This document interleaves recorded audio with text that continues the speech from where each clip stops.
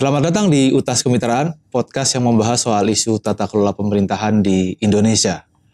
Kali ini saya ditemani oleh dosen muda Fakultas Visipol UGM, Alfat Bagus Panuntun El Nur Indonesia. Iya kan, Mas? Betul. Ya. Panjang kali namanya. Iya, panjang. Oke, dia adalah dosen apa, Mas? Departemen Politik Pemerintahan. Departemen Politik Pemerintahan. Baik, sejak kapan jadi dosen? Kalau jadi dosen sebenarnya mulai Januari 2023, jadi kurang lebih baru 1 tahun lebih. 1 tahun lebih ya, berarti baru bener-bener milenial banget ya, generasi milenial banget ya. Milenial. Oke, sebelum kita ngomong soal dosen dan cerita-cerita selanjutnya, kita mau flashback dong, terutama nama, panjang banget tuh. Terus kemudian ada nama Indonesianya gitu. Pernah bertanya nggak sama orang tua? Pernah, karena namanya agak unik ya dan panjang. Jadi ini bermula ketika pertama kali ditanya sama guru, kok namanya panjang banget. Kenapa orang tua ngasih nama panjang-panjang? Nanti kamu sakit loh karena terlalu banyak Beban yang harus menanggung beban, harapan dari orang tua. Kemudian saya bertanya kepada ayah dan ibu saya. Jadi kalau menurut orang tua saya sih, mereka menaruh harapan yang besar kepada saya. Alfat itu kan diambil dari salah satu nama surat di Al-Quran, surat ke-48 ya. Itu artinya kemenangan. Bagus, harapannya punya pribadi perangai yang bagus. Panuntun adalah panutan, contoh, teladan. El Nur itu cahaya, kehadirannya layaknya sinar matahari yang dibutuhkan. Dan Indonesia ya buat bangsa Indonesia kayak gitu. Jadi kalau disatukan kurang lebih artinya adalah seorang personal yang dia itu punya pribadi pemenang, perangai yang bagus, bisa jadi teladan, kemudian dibutuhkan oleh bangsa Indonesia kayak gitu. Itu sih terkait dengan ini ya, harapan orang tua. Yang mereka berharap anaknya bisa memberikan kontribusi yang signifikan buat pembangunan bangsa ke depan kayak gitu. Tapi itu nggak jadi sakit-sakitan kan? Alhamdulillah sampai sekarang masih sehat walafiat. Jadi kuat ya, maksudnya harapan itu dijaga ya? Ya, harapan itu terus dijaga sampai hari ini. Dan proses menyinari Indonesia itu dimulai dari kampus dulu. Cerita soal kampus, bagaimana kemudian menjadi presiden mahasiswa di zaman Alfat kuliah. Ya, terkait dengan presiden mahasiswa ya. Saya tahun 2016 itu pernah menjabat sebagai presiden mahasiswa BMKM Universitas Gadjah Mada. Tentu ini menjadi medan yang saya kira penting ya, terkhusus bagi mahasiswa Departemen Politik Pemerintahan. Jadi saya merasa bahwa salah satu exercise politik yang baik buat anak-anak politik pemerintahan adalah dengan berpolitik kampus. Nah, saya memulai karir politik kampus saya dari tukang angkat-angkat kursi, dari level yang paling bawah, ikut menyaksikan berbagai macam dinamika sosial politik di kampus, ikut berbagai macam aksi, diskusi, kajian. Dan dari situ sensitivitas kita terhadap realitas sosial itu semakin terbangun.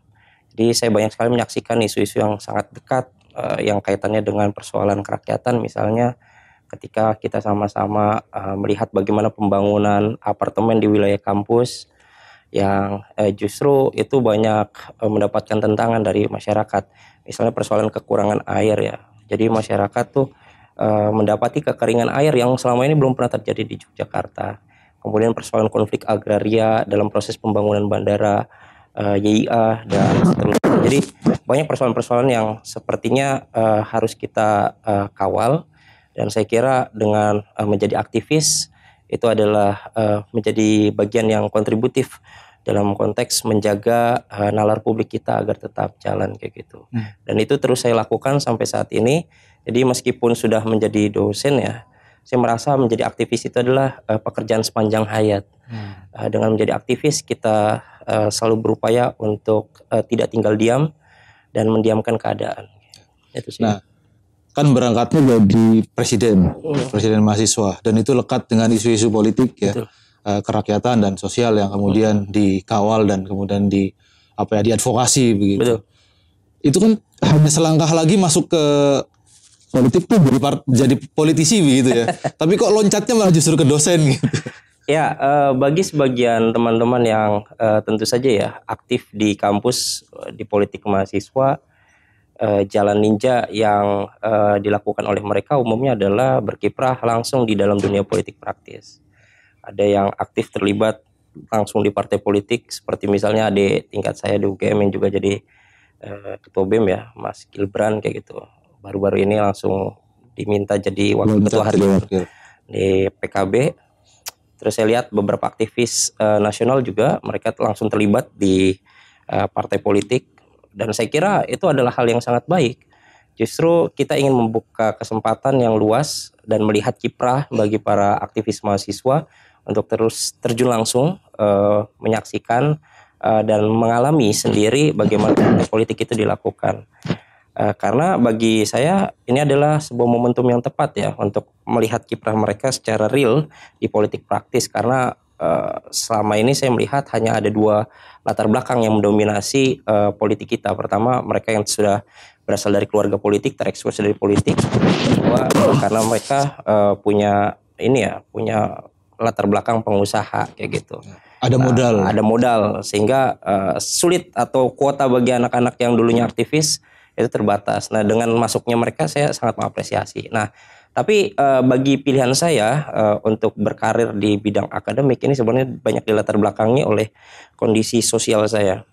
Saya lahir di Jakarta, di Tanjung Priok, wilayah yang keras, yang saya kira banyak isu-isu sosial, kemiskinan, ketimpangan, kriminalitas itu terjadi secara real di hadapan saya. Di Indonesia itu ada dua kesempatan untuk bisa mengubah kebijakan. Profesi apa itu? Pertama, politisi sebagai policy maker. Kedua adalah sebagai akademisi. Karena dengan akademisi mereka bisa berkiprah lewat kemampuan dia sebagai scholars kayak gitu. Mereka meneliti, menelaah, dan memberikan alternatif-alternatif jawaban terhadap persoalan sosial. Mereka bisa menjadi konsultan, bisa menjadi menteri, bahkan terakhir akademisi juga bisa jadi capres ternyata gitu. Jadi saya kira dua profesi ini ya, baik politisi secara langsung maupun sebagai akademisi, itu memberikan ruang bagi saya untuk membuat kebijakan publik. Dan dengan cara itu bayangkan ya, ada banyak sekali nasib orang yang bisa kita ubah hanya dengan bermodalkan tanda tangan para pejabat, hanya bermodalkan pengetahuan yang dimiliki oleh para akademisi. Saya kira itu sih pilihan-pilihan saja. Jadi menjadi politisi, menjadi negarawan, saya kira itu jalan yang sangat baik. Tapi menjadi akademisi juga menjadi salah satu kiprah atau jalan yang bisa kita lakukan untuk memperbaiki kondisi sosial politik kita. Jadi baik jadi politisi maupun akademisi sama-sama bisa kemudian berkontribusi terhadap Indonesia sesuai dengan namanya gitu ya. Atau mungkin ya, ini pertanyaan agak sedikit iseng aja. Atau jangan-jangan karena Alfat memandang kalau jadi akademisi masih lebih minim gangguannya atau godaannya dibanding partai politik gitu, karena kan godaannya semakin besar, terus kemudian juga eksposur dan sebagainya. Ya, saya menanggapi pertanyaan ini dengan santai ya. Artinya pertama, saya melihat politisi punya tantangan yang sangat keras memang. Mereka dihadapkan dengan godaan jabatan, kekuasaan, dan banyak orang memandang politik ini dunia yang penuh dengan kubangan kotoran. Jadi ketika kamu terlibat di sana, kamu pasti akan kotor kayak gitu. Nah, tapi saya merasa di saat bersamaan dunia akademisi belakangan juga mendapatkan sorotan yang tajam. Kita melihat bagaimana untuk mendapatkan gelar profesor saja orang harus rela melakukan berbagai macam cara untuk mendapatkan sesuatu yang dilakukan dengan cara yang tidak baik kayak gitu. Jadi baik dunia politik maupun dunia akademik saya kira belakangan mendapatkan keadaan yang saya kira perlu diperhatikan secara mendalam. Nah, hanya saja bagi saya ya, pilihan untuk bisa terlibat di dalam dunia akademik itu adalah jalan yang saya kira paling proper buat saya secara personal. Saya berasal dari keluarga kurang mampu. Sedangkan saya paham betul bahwa untuk terjun ke dalam dunia politik kita membutuhkan modal, bukan hanya soal popularitas dan juga elektabilitas, tetapi isi tas ini juga jadi persoalan. Dan saya tidak bisa membayangkan ya kalau saya menjadi politisi di usia yang sedini mungkin, saya tidak punya isi tas atau tidak punya kemampuan kapital yang memadai. Dan tentu saja bagi mereka yang punya kemampuan memadai tetapi isi tasnya terbatas, itu akan berhadapan dengan dilema-dilema. Misalnya kita melihat beberapa waktu belakangan mereka yang sudah terpilih menjadi anggota legislatif itu harus menggadaikan SK mereka karena harus membayar kembali biaya kampanye mereka. Dan mostly orang-orang yang kemudian melakukan korupsi itu karena tadi mereka harus berpikir bagaimana cara mereka membalikan uang yang mereka miliki dari proses pemilu yang sangat mahal ini. Jadi menjadi akademisi itu tidak menghilangkan harapan saya untuk bisa berkontribusi buat bangsa. Gitu. Baik, jadi sebenarnya ada persoalan yang cukup luas ya di partai politik gitu ya. Betul. Nah, bicara politik kan pasti Alfat karena memang di departemen politik gitu ya, pasti mengkaji kemudian juga melihat memberikan punya perspektif dan sebagainya gitu. Menurut Alfat sebenarnya politik di Indonesia itu sekarang lagi pada posisi di mana sih? Apakah maju pasca reformasi atau jalan di tempat atau justru malah setback? Jadi reformasi itu mengandaikan adanya perbaikan pada beberapa sektor ya. Pertama soal penegakan hukum, kemudian pemberantasan korupsi, proses demokratisasi, reformasi birokrasi, kemudian reformasi aparat penegakan hukum dan sebagainya. Nah, kalau kita ukur 25 tahun sudah kita mengalami fase reformasi, sebagian kecil proses reformasi itu bisa kita rasakan manfaatnya. Sekarang kita melihat publik bisa lebih aware terhadap jalannya pemerintahan. Kita kemudian bisa merasakan beberapa capaian pembangunan dari proses reformasi tersebut. Kemudahan kita berbicara. Ini kan ya berkat reformasi. Dulu kita mau bicara apapun khawatir kita karena dihadapkan pada kekuasaan yang sangat mengekang. Hari ini memang ada gejala setback tadi ya, di mana kita mengalami demokrasi backsliding kayak gitu. Atau kemudian dalam beberapa istilah itu disebut sebagai demokrasi U-turn. Kita kembali lagi ke dalam era di mana demokrasi kita itu seperti rasa-rasanya kok otoriter. Dan ini banyak lembaga-lembaga ini ya internasional yang kemudian mengkaji bagaimana kondisi demokrasi secara global. Saya sempat menulis satu artikel di Jawa Post, itu judulnya Memulihkan Nalar Publik.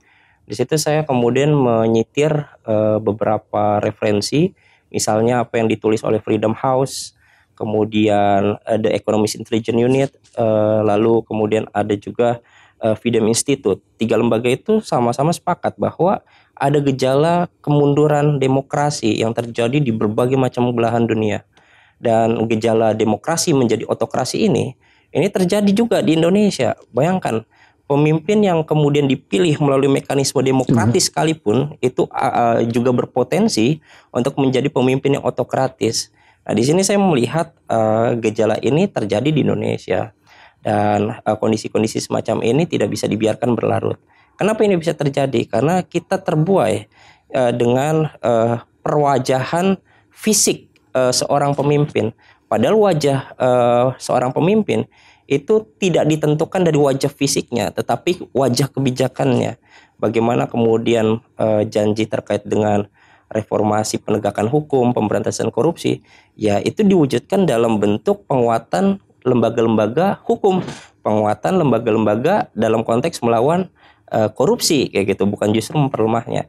Jadi ada semacam paradoks di sini yang itu dibahasakan sama Ben Bland secara baik ya di dalam bukunya A Man of Contradiction ya kayak gitu ya. Dan itu yang terjadi hari ini. Kita send ke kiri ternyata belok ke kanan kayak gitu, dan itu terjadi secara nyata gitu sih. Berarti kan salah satu faktor yang kemudian membuat demokrasi backsliding ini kepemimpinan. Betul. Figur kepemimpinan gitu ya. Bicara kepemimpinan kan mostly di Indonesia itu dimajukan oleh partai politik. Ya, dari presiden, gubernur, wali kota, walaupun ada skema independen di level daerah begitu. Tapi sebagian besar oleh partai politik. Apakah ini artinya berarti partai politiknya perlu berbenah? Ya, survei terakhir dari Indikator itu dia mengidentifikasi 7 lembaga negara ya. Salah satunya adalah partai politik. Dan dalam 1 dekade terakhir, posisi partai politik itu konstan berada di bawah Jadi lembaga yang paling tidak dipercaya oleh publik daripada lembaga-lembaga lain yang disurvei itu adalah partai politik. Jadi konstan dia selama 1 dekade terakhir. Nah, kalau misalnya kita main bola ini partai politik sudah terdegradasi ini. Jadi itu dia. Artinya kan ada persoalan di sini. Kalau kita membayangkan partai politik sebagai tempat sarana rekrutmen, kaderisasi, pendidikan politik, dan kemudian pada akhirnya memunculkan kandidat politik. Di sini kan kita harus melihat apakah fungsi demokrasi internal partai politik berjalan dengan baik. Kita nggak bisa membayangkan bagaimana demokrasi eksternal itu berjalan dengan baik kalau seandainya demokrasi di internal partai politik tidak berjalan dengan baik. Hari ini kita menyaksikan mostly pemimpin partai politik wajahnya masih sama seperti ketika tahun 2004 pertama kali pemilihan langsung itu digelar. Kita belum bisa membayangkan PDIP tanpa Megawati. Kita belum bisa membayangkan Gerindra tanpa Prabowo. Kita belum bisa membayangkan Nasdem tanpa Surya Paloh, PKB tanpa Caimin, dan seterusnya kayak gitu. Nah, artinya proses mewarnai partai politik itu harus dimulai dari pembenahan partai politik itu sendiri. Yakni dimulai dengan demokratisasi di level intra partai politiknya. Kemudian di saat bersamaan kita juga harus percaya bahwa partai politik ini harus mau melakukan otokritik. Jadi tidak menjadi lembaga yang kedap dari suara-suara kritis. Caranya bagaimana ya? Dengan memperbanyak mekanisme kanal-kanal agar publik itu bisa kemudian menyuarakan pendapatnya kayak gitu. Jadi ini hal yang saya kira sangat penting. Kemudian di saat bersamaan juga kita melihat proses transparansi dan akuntabilitas ini nggak berjalan dengan baik. Cara kerja partai politik itu sama seperti dengan cara kerja perusahaan. Jadi orang kemudian sangat sulit untuk mengakses partai politik karena tadi keuangannya terbatas, kemudian kekuasaan dan kewenangannya terkonsentrasi pada orang yang itu saja kayak gitu. Dan ini yang memunculkan persoalan dan saya lihat implikasinya sangat besar terhadap demokrasi. Jadi partai politik ya harus kemudian berbenah karena ini adalah catatan yang sangat krusial ya. Dan banyak selentingan yang berpendapat apa mungkin ke depan demokrasi tidak memerlukan partai politik kayak gitu. Ini kan menjadi pertanyaan skeptis buat kita semua dalam melihat kinerja partai politik hari ini kayak gitu. Itu sih. Tapi memang benar ya. Artinya kalau skemanya tidak ada partai politik lalu demokrasi dijalankan dengan apa ya? Ya, ketika kita melihat demokrasi kan variabelnya banyak ya. Di Yogyakarta sendiri pemilihan gubernur itu nggak perlu tuh adanya proses kandidasi. Tapi ternyata demokrasi berjalan dengan tanda kutip relatif baik ya berdasarkan catatan di atas kertas ya gitu. Yogyakarta menjadi salah satu provinsi dengan tingkat demokrasi yang lumayan baik gitu. Kemudian di Papua ada mekanisme noken gitu. Itu mengafirmasi bagaimana kemudian pemilihan itu dijalankan kayak gitu. Artinya skema tentang demokrasi ini dari awal berdirinya Republik sampai sekarang itu kan masih sangat dinamis dan formatnya itu sangat beragam. Kita belum tahu apa yang akan terjadi di masa yang akan datang. Tapi kalau misalnya melihat gejala hari ini ya saya kira partai politik menjadi irrelevan ketika dia cara kerjanya seperti cara kerja perusahaan kayak gitu. Orang kemudian diterbitkan ya karena mereka punya uang. Orang nggak ideologis, nggak melalui mekanisme pendidikan kaderisasi dari bawah, tiba-tiba bisa meminjam partai politik ya untuk berlayar, ya itu kan fenomena-fenomena yang terjadi hari ini.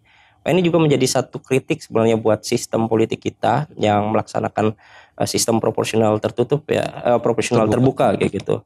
Nah, kenapa ini bisa terjadi? Kenapa masyarakat menjadi sangat materialistik dan sangat bergantung pada vote buying? Dan di saat bersamaan para politisi juga mau nggak mau ya harus mengikuti ritme yang sama kayak gitu. Ini kan seperti lingkaran setan yang harus terus-menerus terjadi dan berputar. Ya kita harus melihat, mengevaluasi bagaimana cara kerja partai politik hari ini, sekaligus melihat adakah peluang bagi kita untuk membenahi partai politik gitu. Itu sih. Kan ada wacana nih KPU bentuknya atau modelnya ad hoc saja. Dibentuk ketika event pemilu. Sekarang pemilunya serentak 5 tahun sekali tuh. Ya. Jadi kayak buat apa? Buat apa sampai 5 tahun sebenarnya. Pertanyaan yang sama, apakah itu bisa ditanyakan ke partai politik? Kan momentumnya juga 5 tahun sekali misalnya. Enggak, karena partai politik tadi, kalau kita membayangkan partai politik itu hanya 5 tahunan, maka kemudian partai politik ini menjadi semakin irrelevan karena dia tidak perlu menjalankan fungsi pendidikan politik. Dia pendidikan politik diserahkan aja sama Bakis Bangpol, sama kemitraan, sama lembaga-lembaga NGO, sama kampus kayak gitu. Nah, justru dalam waktu 5 tahun ini partai politik harus kemudian memberikan pendidikan politik. Orang yang berkiprah 20 tahun, 30 tahun di politik mungkin sudah menjadi profesor dalam bidang praktek.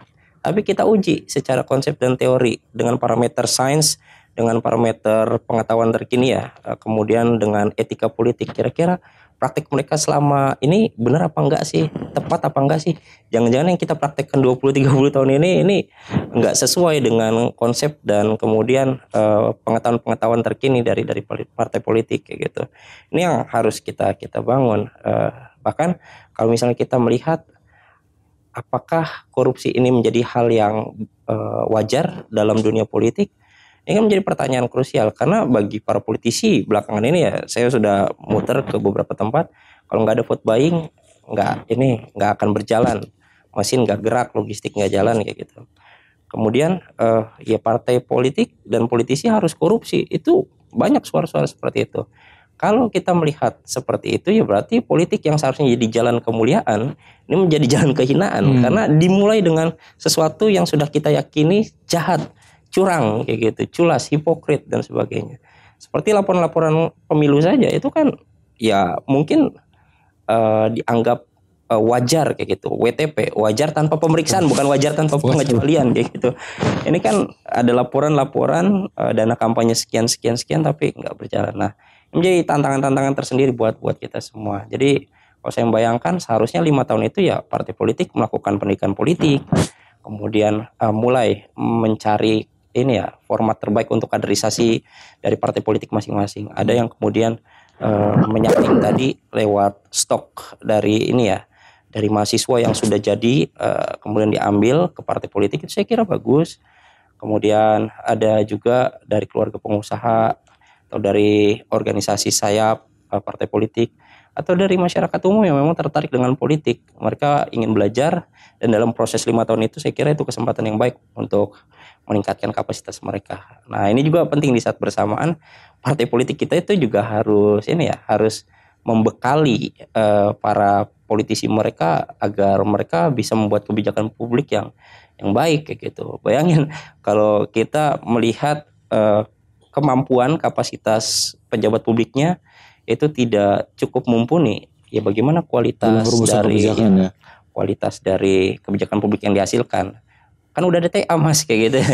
Ya semuanya lagi-lagi kan ini kepentingan publik. TA ya mereka bekerja membantu mereka ini para politisi, tapi kan kita sebagai think tank, kita yang sebagai orang yang kemudian bertanggung jawab. Nah, ini yang menjadi hal yang krusial. Saya kira partai politik justru menjadi relevan ketika posisinya dibutuhkan saat ini kayak gitu. Itu sih. Ya, baik. Tadi kan Alfat juga menyebut kalau sekarang sedang roadshow lah ya ke beberapa daerah untuk memberikan pendidikan integritas partai politik kepada beberapa kader-kader perwakilan gitu ya. Tadi juga disampaikan kalau muncul isu soal korupsi, vote buying dan sebagainya. Di beberapa daerah muncul nggak sih bagaimana kaum rentan, dalam hal ini perempuan dan orang muda. Ini kan orang muda kan jumlahnya banyak tuh. Nah, tadi disampaikan oleh Alfat kalau ada juniornya yang masuk menjadi pengurus harian partai politik gitu, PKB gitu. Tapi kan tidak semua punya kesempatan yang sama dengan juniornya Alfat gitu. Memandang orang muda dan perempuan di politik terutama, itu seperti apa sejauh ini, Mas? Ya, pertama terkait dengan kelompok rentan, sebenarnya kan sekarang wacana tentang GETSI itu sudah mulai menyeruak dalam berbagai macam forum di kampus juga. Ayo kalau ada narsum harus ada yang perempuan deh kayak gitu. Jadi moderator, jadi pembicara gitu. Kita sudah mulai membuka ruang tersebut. Kemudian dari aturan kepemiluan sebenarnya juga sudah mengupayakan hal tersebut ya. Termasuk kuota 30% perempuan. Tapi kan itu baru kuota dalam konteks kandidasi, belum bicara tentang tingkat keterpilihan yang masih di angka 21% kalau tidak salah terakhir. Jadi kita belum bicara soal itu, belum lagi tadi soal-soal yang ini ya disebutkan bisa jadi dia perempuan tapi tidak benar-benar mewakili kepentingan perempuan karena ya dia bertindak atas dirinya saja. Sensitivitas mereka terhadap isu gender mainstreaming misalnya isu GETS itu tidak muncul kayak gitu. Ini menjadi tantangan krusial juga sehingga bagi saya ketika melihat situasi ini penting adanya penguatan dan salah satunya yang dilakukan oleh kemitraan ini ya. Ini adalah model yang sangat penting dalam konteks bagaimana memperkuat sensitivitas tersebut agar partai politik juga mau loh concern terhadap isu progresif ini kayak gitu. Kemudian terkait dengan anak muda sekarang semua partai politik punya sayap atau punya bidang kepemudaan kayak gitu. Kemudian mereka dicalekan yang potensial, yang baik kayak gitu. Ya saya kira ini menjadi concern bersama ya di semua partai politik sudah melakukan itu. Tapi seberapa besar tingkat keterpilihan anak-anak muda ini kan itu menjadi tanda tanya dan di saat bersamaan apakah mereka sudah cukup mumpuni atau cukup berkapasitas untuk menghadapi panggung politik yang sangat kejam ini kayak gitu. Saya membayangkan ya sangat kejam ya karena tadi dia punya banyak godaan di sana. Ketika kita tidak punya benteng moralitas yang kuat, saya kira ini menjadi hal yang mudah dihancurkan kayak gitu. Itu sih tantangannya Mas. Ya. Nah, ini kan bicara partai politik di satu sisi, bicara organisasi masyarakat sipil di sisi yang lain, akademisi, terus kemudian aktor-aktor multi stakeholder yang ada di Indonesia gitu. Tapi menghadapi problem yang sama, problem korupsi, problem niretika, problem-problem yang kemudian menghambat demokrasi kita. Gitu. Apa sih yang harus dilakukan oleh multi stakeholder ini? Yang pertama, dalam 1 dekade terakhir kita melihat ada semacam gejala di mana kontrol publik itu lemah. Masyarakat sipil menjadi sangat lemah. Hal ini dilakukan lewat proses satu pendekatan yang kita sebut sebagai authoritarianism populism. Jadi wajah negara ini dia itu terlihat populis tapi sebenarnya otoriter kayak gitu. Masyarakat ini nggak sadar dan nggak ngeh bahwa apa yang dilakukan ini sebenarnya mengarah pada otoritarianism kayak gitu. Itu pertama. Terus kedua, dari tingkat pengetahuan masyarakat itu sangat jomplang, timpang banget. Bagi kalangan urban, uang 50-100 ribu itu hanya cocok atau hanya cukup untuk nongkrong-nongkrong di kafe, beli secangkir kopi sama kudapan kayak gitu. Bagi masyarakat di wilayah perdesaan, uang 50-100 ribu itu cukup untuk makan 1-2 hari. Jadi disparitas itu luar biasa, termasuk juga disparitas pengetahuan. Bagi kalangan urban, kalangan perkotaan, melihat informasi yang baik dan benar itu relatif terbuka aksesibilitasnya, kemudian kanal-kanal pengetahuan informasi, orang-orang yang bisa dijadikan referensi rujukan itu bisa kita temukan dengan mudah. Tapi kalau misalnya lihat di wilayah perdesaan ini menjadi tantangan serius buat kita semua. Dan keindonesiaan kita belum paripurna kalau kita belum bergeser tuh ke Indonesia Timur di wilayah Papua. Negara itu seperti baru hadir di sana. Dan kalau misalnya kita lihat ya banyak kendala-kendala yang kita hadapi soal tantangan bagaimana membangun Indonesia. Jadi ini persoalan-persoalan besar ya yang dihadapi dan bagaimana cara multi aktor ini bekerja.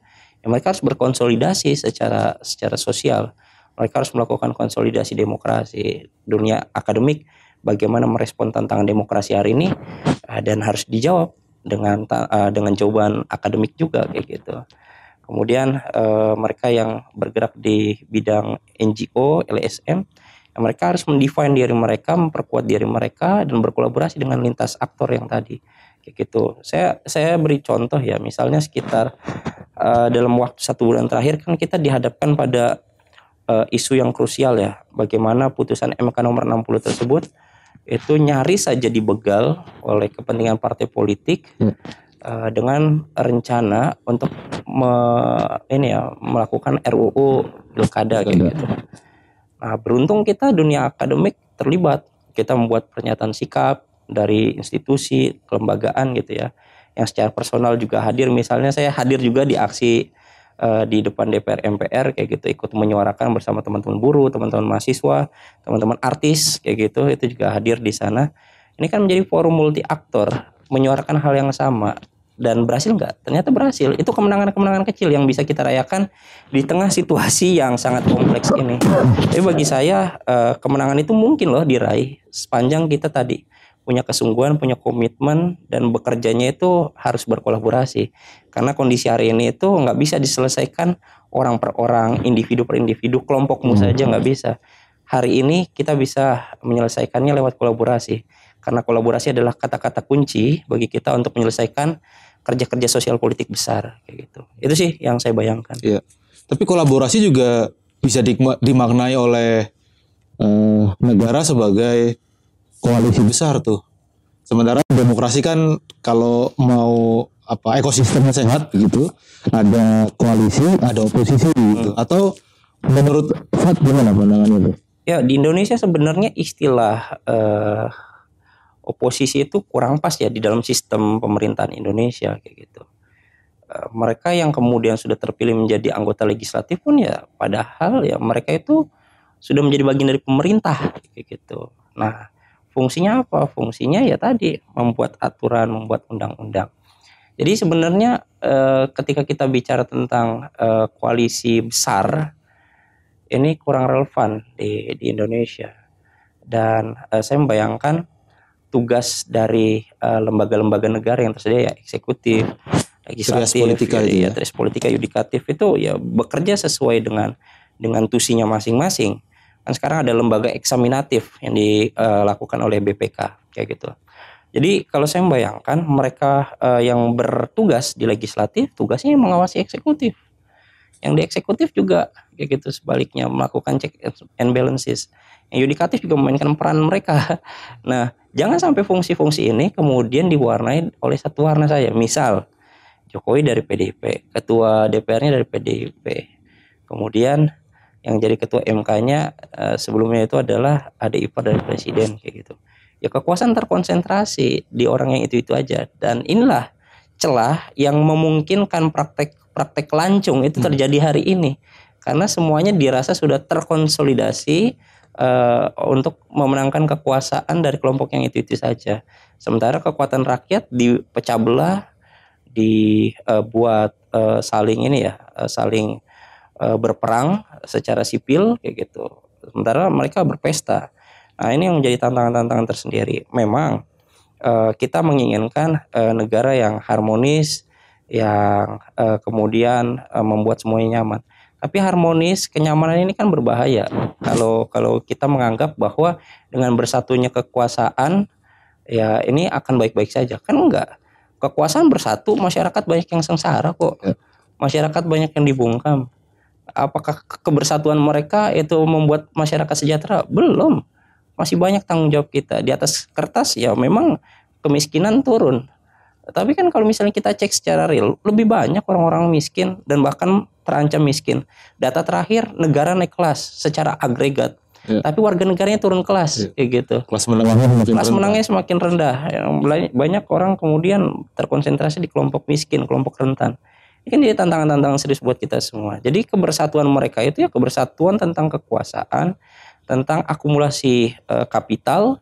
Sementara masyarakatnya dibiarkan dibenamkan dalam situasi yang tidak baik kayak gitu. Artinya di titik ini kita menginginkan posisi kekuasaan itu harus dikelola sesuai dengan tusi masing-masing. Ketika legislatif bekerja dan benar-benar mewakili kepentingan masyarakat, saya kira harusnya eksekutif akan paham bahwa mereka bekerja diawasi. Tapi kan sekarang ya sulit. Satu dekade terakhir kita melihat suara kritis hanya datang dari 1-2 partai gitu. Sisanya ya mereka berkongsi. Bahkan sekarang partai yang dianggap paling paling kritis itu ternyata bergabung juga dengan berkoalisi juga. Ini kan menjadi tantangan-tantangan serius buat demokrasi kita. Lantas siapa yang bisa kita harapkan di parlemen nanti atau di kekuasaan nanti? Jalur atau kanal apa yang bisa kita manfaatkan untuk mengartikulasikan kepentingan publik?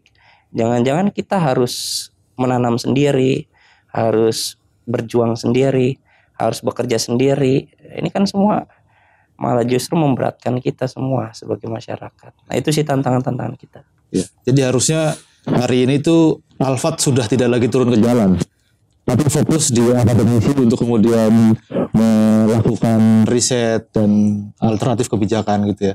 Ketika Alphard turun ke jalan berarti ada sesuatu yang Enggak juga. Pandangan saya tadi ya, akademisi juga harus penting turun ke jalan. Reformasi itu kan dimulai dari kumpulan komponen, salah satunya akademisi. Turun ke jalan kayak gitu. Nah, ini kan penting ya, karena saya termasuk orang yang punya pandangan seperti ini ya, yang disampaikan lewat teori intelektual organiknya Anthony Gramsci. Gramsci ya, intelektual organik kayak gitu. Gramsci mengatakan ya intelektual itu nggak boleh hanya ada di Menara Gading. Mereka harus tahu realitas sosialnya sih. Karena tadi kondisi sosial saya mewakili atau pernah mengalami persoalan tentang urban poverty kayak gitu. Saya merasakan betul hidup bergantung dari sarden bansos kayak gitu. Dan saya menyadari bahwa untuk bisa berkuliah sampai setinggi ini itu karena modal beasiswa kayak gitu. Jadi ketika saya mendapatkan beasiswa dibayar pajak rakyat kayak gitu ya, saya harus pay it forward kayak gitu. Saya harus bayar ke masyarakat dan menyebarkannya kepada orang yang jauh lebih banyak kayak gitu. Jadi ya saya juga tidak ingin berdiam diri di kampus saja, ingin ikut terlibat juga membersamai perjuangan masyarakat kayak gitu. Iya. Itu sih. Pertanyaan terakhir nih, Fat. Dengan kondisi Indonesia yang sekarang itu sedang berproses untuk menuju perbaikan demokrasi. Tadi kan di awal Alphard menyebut atau memberi informasi ke kita kalau harapan orang tua itu ingin menjadikan Alphard sebagai sinar untuk Indonesia ke depan gitu ya. Sudah pernah menjadi mahasiswa, presiden mahasiswa. Apakah punya cita-cita untuk jadi presiden Indonesia? Ini pertanyaan yang pernah disampaikan oleh beberapa orang ya. Namanya bagus banget sih, harapannya besar banget sih. Ada nggak sih cita-cita untuk menjadi presiden? Sampai hari ini cita-cita itu ada, tapi rutenya mungkin sangat panjang ya yang harus kita tempuh. Kan kita berpandangan kita misal ingin mencapai satu tujuan. Saya dari Jakarta pengen ke Medan misalnya. Ada banyak rute, ada bisa naik motor, bisa naik sepeda, bisa naik kereta, nanti nyambung lagi naik kapal laut, nyambung lagi bis misalnya. Ada juga yang naik pesawat. Nah, rutenya itu masing-masing sesuai dengan kemampuan finansialnya masing-masing. Yang tahu siapa? Kita sendiri kayak gitu. Nah, bagi saya rute yang bisa saya tempuh saat ini adalah rute lewat akademik kayak gitu. Saya merasa dunia akademik ini adalah dunia tentang kegelisahan. Saya bisa menyuarakan apa yang menjadi kegelisahan saya lewat tulisan, lewat proses pembelajaran di kelas, lewat proses pengabdian masyarakat saya yang dilakukan seperti hari ini kayak gitu. Dan lewat penelitian-penelitian. Jadi semua itu saya lakukan dalam rangka tadi memelihara keyakinan, mencintai Indonesia dan menjadi hati, pikiran serta tulang punggungnya Indonesia kayak gitu. Dan kita nggak pernah tahu apa yang akan terjadi masa yang akan datang. Tapi yang saya yakini kita harus bekerja sebaik-baiknya dan membuat manfaat sebaik-baiknya untuk orang. Itu sih yang saya pikirkan hari ini. Dan itu yang kemudian menjadikan Alphard bergerak dan terus menggerakkan ya. Siap. Oke, terima kasih Alphard. Siap, Mas. Dan demikian diskusi dengan Alphard, calon Presiden Republik Indonesia. Tahun sekarang sedang berproses menuju ke sana dan kita doakan ke depan Alphard mendapatkan cita-citanya sesuai dengan keinginannya. Alphard, terima kasih. Siap. Ngobrol di kemitraan. Sampai jumpa di UTAS Kemitraan selanjutnya. Siap.